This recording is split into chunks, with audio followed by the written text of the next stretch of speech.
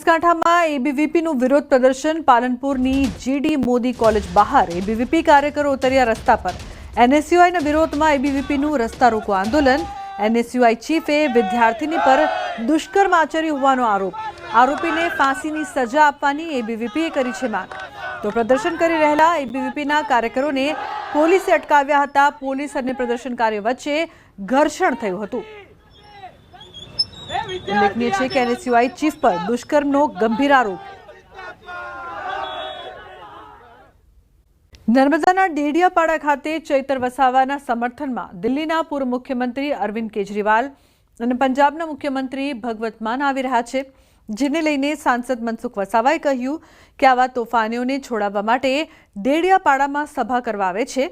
આવા તોફાનીઓને ડબલ સજા થવી જોઈએ। એમના આમ આદમી પાર્ટીના રાષ્ટ્રીય અધ્યક્ષ એને આટલા કાયદા કાનૂનનું ભાન હોવું જોઈએ કેજરીવાલને કે એનો એમએલએ તોફાન કરીને જેલમાં છે ને એને છોડવા માટે ડેડિયાપાડામાં સભા કરવામાં આવે છે। શું આ સભા કરવાથી કોર્ટ છોડી દેવાનો છું? હું તો કહું આવા લોકોને, આવા તોફાનીઓને, ગુનેગારોને છોડવા માટે કોઈ પણ પાર્ટી હોય એ આવા કાર્યક્રમો હોય એને ડબલ સજા થવી જોઈએ।